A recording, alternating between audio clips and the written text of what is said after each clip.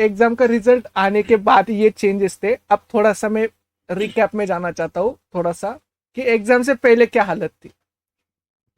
मतलब एग्जाम से पहले क्या हालत थी, अब ये भी सुनिए। हाँ हाल ना पूछो हाँ। लाइब्रेरी, लाइब्रेरी टू क्लासरूम, यही हालत थी। और ये रोड पे बार बार दिखना नहीं है, और कोई पूछ नहीं रहा है। पूछ नहीं रहा है। Yes sir. हाँ, पहले ऐसे होता था कि रोड पे 2-3 बार अगर दिख गए, विशाल सर देख लिए, हाँ। ऐसा होता था सर। विशाल से डांट रहे हैं, अगर डांट भेजे या नहीं भेजे है भेजे। सर। हाँ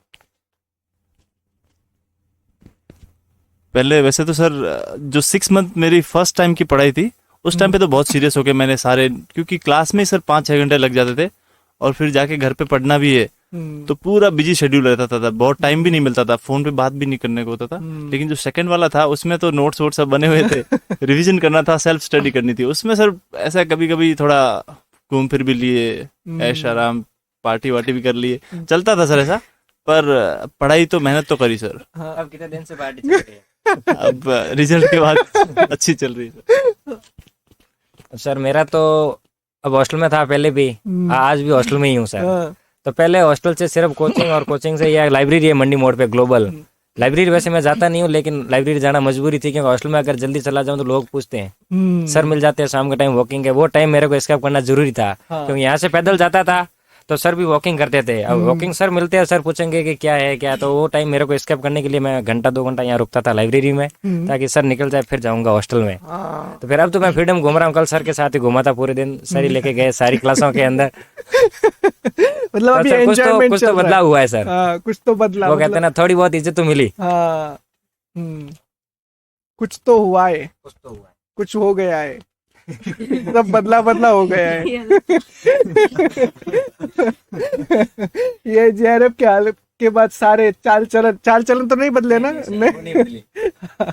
और जैसे बहुत सारे स्टूडेंट, जैसे हम देखते हैं कि बहुत सारे स्टूडेंट अभी भी प्रिपेयर कर रहे हैं, और कुछ लोगों का थोड़ा कट ऑफ से नीचे थोड़ा सा स्कोर रहा होगा, तो उनको थोड़ा सा मायूस लग रहा होगा। तो कभी ये स्थिति आपकी भी होगी कि जब आपको लग रहा होगा कि मेरे थोड़े से ज्यादा मार्क्स आते, परसेंटाइल आते, तो मेरा रिजल्ट आ जाता, तो फिर ऐसे मतलब बहुत सारे स्टूडेंट हैं हमारे कि ऐसे है, तो आप उनको, क्योंकि आपने वो फेज देखी हुई है, आप भी उस फेज में थे, तो आप उस टाइम पे आप क्या सोचते थे और आपने किस तरह से खुद को मैनेज किया था? सर हम उस फेज में थे, लेकिन उस फेज ने भी हमें उसी फेज के अंदर रखा, उसमें हम तो उसी में भी रह गए थे। लेकिन मैं जिनका अभी सिर्फ कट ऑफ से पॉइंटों के अंदर रहे हैं, तो उनके लिए भी अभी 1-1.5 महीने के अंदर एक और लिस्ट आएगी, जिसको अपन NF-OBC बोलते हैं। ओबीसी वालों में से। हाँ, वो ओबीसी वालों के लिए सिर्फ, जनरल वालों के लिए नहीं, लेकिन ओबीसी वालों के लिए, उनके लिए ये है एक और चांस है कि जिसके अंदर लगभग 125-130 के समथिंग लोगों का सिलेक्शन होगा। तो उसमें जिनके पॉइंटों से रहे हैं, 0.02, 3, 4 तक, 5 तक आ जाएगा सर, जिनका मतलब इतना रहा है बाकी, तो उनको कोई टेंशन लेने की जरूरत नहीं है। और बाकी जिनका भी सिलेक्शन नहीं हो रहा है उनको कोई दिक्कत नहीं है। हमारा भी किसी का नहीं हुआ है शायद फर्स्ट अटेम्प्ट के अंदर, एक प्रियंका का हुआ है फर्स्ट अटेम्प्ट के अंदर, बाकी हमने 2-2, 3-3 अटेम्प्ट दिए। आपने अटेम्प्ट बताना आपने। हाँ, मेरा एक MSc के साथ था, उसमें तो कुछ हुआ नहीं, लेकिन तैयारी के साथ फर्स्ट अटेम्प्ट था, उसमें सिर्फ नेट हुआ, और सेकंड अटेम्प्ट में मेरा JRF हुआ। पिछले अटेम्प्ट में मैं भी वही था कि जिनका अभी कुछ लोगों का पॉइंट होते छोड़ रखा है, जैसे 0.02, 0.03 से, मैं भी JRF से रहा था। और अशोक, मेरी भी वही लास्ट टाइम नेट हुआ था, हम दोनों साथ में ही पढ़ते थे, दोनों का नेट हुआ सर। और मोहन तो बहुत 0.09 से रहा था, और NF-OBC में भी नंबर नहीं आया, तो फिर हमें दोबारा करना ही था सर। यस। तो इस जिसका नहीं हुआ है, मुझे लगता है सर उसको थोड़ा सा और एक्स्ट्रा, जैसे PYQ अच्छे से सॉल्व करें, वो एक बार नोट्स को और कंसेप्ट बिल्ड करने की कोशिश करें। जिसको आपको थोड़ा सा डाउट है ना कि कम आ रहे हैं, पढ़ा तो है लेकिन क्वेश्चन नहीं हो रहे हैं, उसको और अच्छा करने की कोशिश करें सर। हाँ, और पॉजिटिव रहे। हाँ, पॉजिटिव, और खुद के ऊपर विश्वास रखे, हो जाता है, सबका हो जाता है। सही है सर। एग्जाम ही है सर, नहीं होता है कई बार, और वो 3 घंटे कैसे जाए।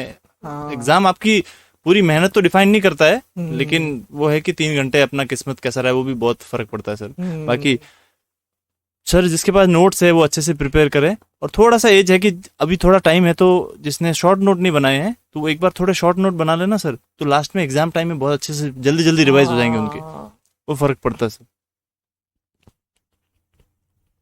मेरी फर्स्ट अटेम्प्ट में LS हुई थी, और सेकेंड अटेम्प्ट में मेरा कुछ भी नहीं हुआ था। ये हाँ, वो भी ऐसा भी होता है। और थर्ड अटेम्प्ट में मेरा इस बार जेआरएफ हुआ है। तो ऐसा नहीं है कि एक बार नहीं हुआ तो फिर से हम मतलब छोड़ दे वहीं पे, फिर से मैंने करा, उसके बाद थर्ड अटेम्प्ट में मेरी जेआरएफ हो गई। तो आप लोग कर सकते हो। यस, और बहुत स्ट्रेस आता है रानी, आपको तो एक्सपीरियंस है ही ना कि Yes, हाँ sir. रिजल्ट नहीं आता तो बहुत बुरा भी लगता है। सर जैसे कि मेरा था कि फर्स्ट अटेम्प्ट में हुआ, जेआरएफ नहीं हुआ, एलएस हुआ, तो ऐसा था कि सेकेंड अटेम्प्ट में तो हो ही जाएगा, बट जरूरी नहीं है कि हो जाए, क्योंकि मेरा सेकेंड अटेम्प्ट में नहीं हुआ। Yes. तो उस LS भी समय नहीं हुआ second। हाँ एलएस भी नहीं हुआ, तो उस समय मतलब मेरा था कि बहुत हाँ, पैनिक लो लेवल फेज था। बहुत ज्यादा हाँ, था और कॉन्फिडेंस एकदम से कम हो जाता है। कम हो जाता है। हाँ, और खुद को भी समझ में नहीं आता ऐसा कैसे हाँ हो रहा ऐसा है, कैसे हुआ कि मैं और क्या पढ़ाई कर हुआ। रही हूँ और यस सर, कुछ समझ में नहीं आ रहा है। और लोग- ऐसे बहुत सारे स्टूडेंट को लगता है हमारे यस कि सर, एकदम रिजल्ट ही नहीं आ रहा है और मैं तो पढ़ाई तो कर रही हूँ। यस सर, हाँ, यस सर, और लोग तो बोलते ही है फिर, क्योंकि Yes, sir. उनको क्या दिखता है कि रिजल्ट नहीं आया, यस सर, बट आपका हार्डवर्क तो हो रहा है ना, इसलिए Yes, फिर yes, sir. खुद के ऊपर बिलीव रखना बहुत इंपॉर्टेंट है। Yes sir. मतलब लोग पढ़ते हैं तो आगे जाते हैं, मैं पीछे भी गई हूँ, उसके हाँ, बाद आगे। Yes sir. मेरा फर्स्ट अटेम्प्ट में हो गया हो था। मतलब कोई बुरे दिन लेके ही नहीं जाता। बुरे दिन मैंने नहीं देखे हैं, लेकिन हाँ पढ़ते वक्त तो बुरे दिन देखे हैं मैंने। पहले टेस्ट में मेरे मार्क्स अच्छे जा रहे थे, कोचिंग टेस्ट में, फिर लास्ट में आते आते मेरे एवरेज से भी कम हो गए थे। मेरे को उस टाइम बहुत ऐसा लगा था मैं कि यार ऐसे कैसे मार्क्स कम हो रहे हैं, मैं पढ़ भी रही हूँ, मेहनत भी कर रही हूँ, और इतने तो कम नहीं होने चाहिए। लेकिन फिर वो रेगुलरिटी मैंने छोड़ी नहीं बीच में, उसको कंटिन्यू करती गई, तो फिर हो गया। हाँ, मेरा फर्स्ट अटेम्प्ट था, जस्ट कोचिंग कंप्लीट हुई थी उसके बाद, तो उसमें मेरा नहीं हुआ था फर्स्ट अटेम्प्ट में। सेकंड अटेम्प्ट मेरा एलएस हुआ था। थर्ड अटेम्प्ट मैंने दिया नहीं था, जून 24 वाला। फोर्थ अटेम्प्ट फिर मैंने कहा एक बार और चांस देते हैं इसको एग्जाम को, तो मैं 24 वाला दिया था। उस टाइम मेरा जेआरएफ निकल गया था। और जिस टाइम मेरा एलएस हुआ था उस टाइम मुझे ये फील हुआ कि बहुत मेहनत की थी, सारे पीवाईक्यू 2 टाइम्स मैंने पीवाईक्यू सॉल्व किए थे, फिर भी नहीं हुआ था। शॉर्ट नोट्स प्रिपेयर किए थे, लेकिन बाद में मैंने देखा कि मैं सिलेबस कम कवर कर रही हूँ, शायद उसकी वजह से नहीं हो रहा। तो मैंने वापस पूरा पेपर एनालिसिस किया, कौन सी यूनिट मेरी वीक थी, कौन सी स्ट्रांग है। उसके बाद मैं और मेहनत की, कांस्टेंट रखा अपना प्रिपरेशन। उसके बाद में कंसिस्टेंसी रखनी है और खुद के ऊपर विश्वास रखना है और पॉजिटिव रहना है। सबका हो जाता है, सबका रिजल्ट हो जाता है।